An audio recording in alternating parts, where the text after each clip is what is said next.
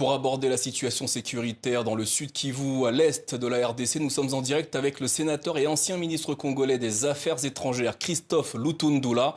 Bonsoir et merci d'être avec nous. Tout d'abord, quelles sont les informations dont vous disposez ce soir au sujet de cette nouvelle offensive des rebelles du M23 soutenue par le Rwanda à Bukavu?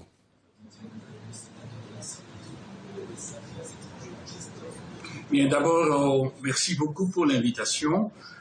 S'agissant de Bukavu, je pense que la preuve est apportée une fois de plus pour démontrer que ni l'M23 ni l'armée rwandaise qui patronne tout n'entendent obéir à un quelconque schéma issu des négociations ou des sommets, fût-il un sommet des chefs d'État de la East African Community ou de la SADC. Et donc, ça confirme ce que la RDC a toujours dit. Nous avons respecté le cessez-le-feu, la décision du sommet conjoint. Voilà une fois de plus comment M. Kagame et ses affidés répondent à ce sommet de haut niveau qui a réuni deux communautés.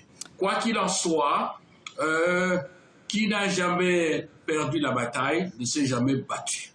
Nous sommes décidés à défendre notre pays. Ce n'est qu'une bataille, ce n'est pas la guerre. Nous gagnerons, et soyez-en certains, et tous les Congolais savent que nous gagnerons.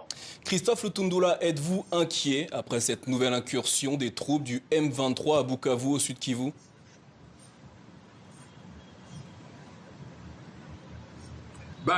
Écoutez, on ne peut pas souhaiter qu'il en soit ainsi, ça c'est très clair. Autrement, c'est mentir.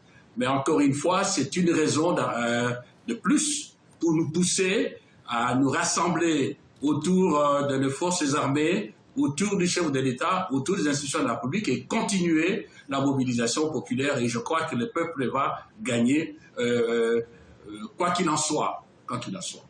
Dire qu'on n'est pas préoccupé, ce serait irresponsable tout de même.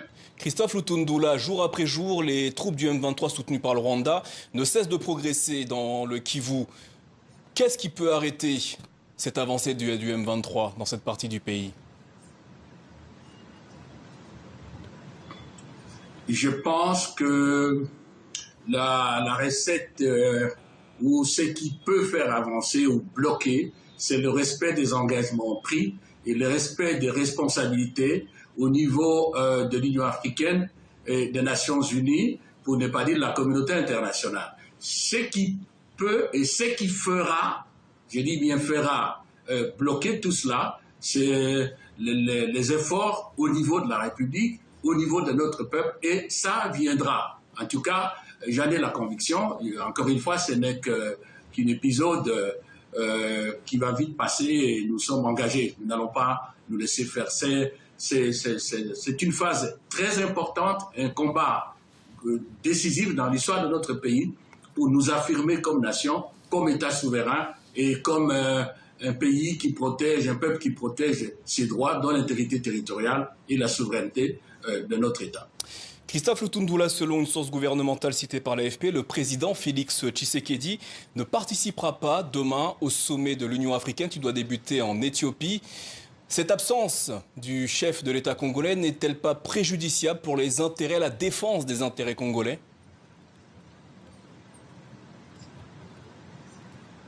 Je ne crois pas. Il y a Madame la Première ministre qui est là. Et je ne crois pas non plus que l'absence du président, l'absence physique, cela s'entend, va préjudicier notre pays. Non, le dossier est clair. Les solutions à y apporter sont claires. Je ne crois pas que les obligations d'État auxquelles le président se soumet, notamment le fait d'être parti à Munich, il ne faut pas qu'il y ait la confusion là-dessus.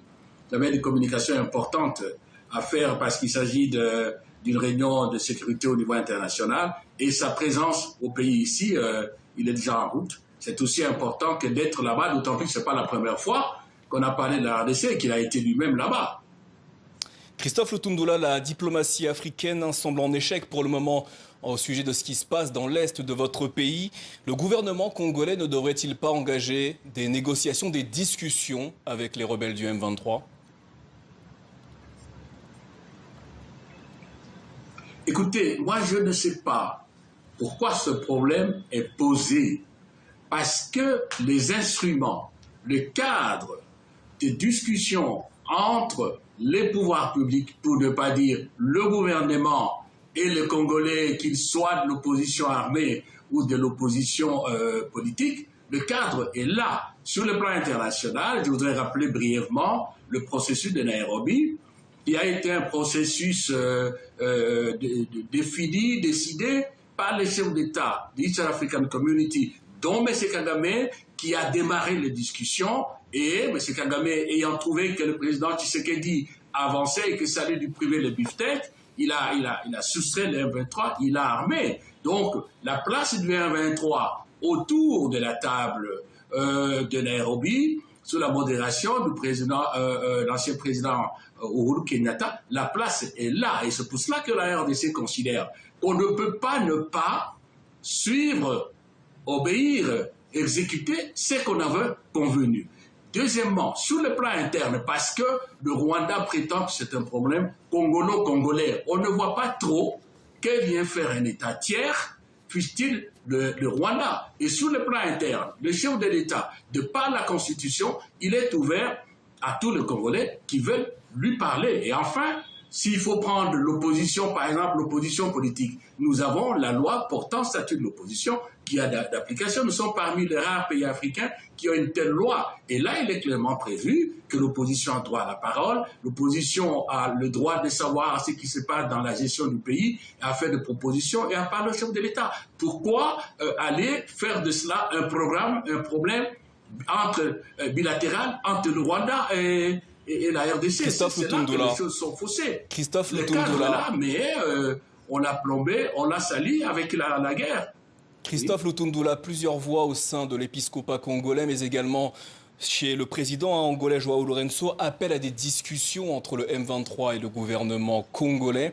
Est-ce que la ligne fixée actuellement par les autorités de Kinshasa peut tenir encore longtemps?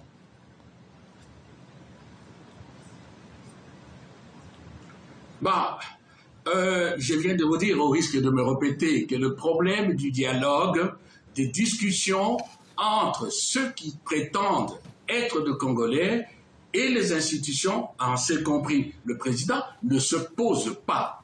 Ce qu'il y a, c'est que c'est les discussions que le président de la République a commencées avec les groupes armés qui sont en RDC dans les cadres du processus de Nairobi ont été faussés, j'allais dire fauchés, par le M23. Qu'est-ce qui empêche que le président Uhuru, et c'est ce que je propose d'ailleurs, reconvoque, invite toutes les parties à ce processus pour que nous allions à Nairobi 5 et on verra s'il y a une volonté de discuter. Mais pourquoi doit-on lier, et c'est là aussi le problème du sommet, le dernier sommet du 8 à Tanzanie, pourquoi doit-on lier cette question interne à un problème de relations bilatérales avec le Rwanda? Merci. Le Rwanda a toujours parlé d'FDLR. Nous avons dit, voici le plan de mobilisation, tout est là. Donc, il n'y a pas un problème qui se pose. Même l'épiscopat, c'est qu'il faut faire au niveau de l'épiscopat, pour qu'il soit bien compris, qu'il n'y ait pas de la confusion, c'est de faire la part des choses entre l'agression et le problème interne à la RDC. Christophe Lutundula, merci d'avoir répondu à nos questions ce soir au sujet de la situation sécuritaire dans l'Est de la RDC.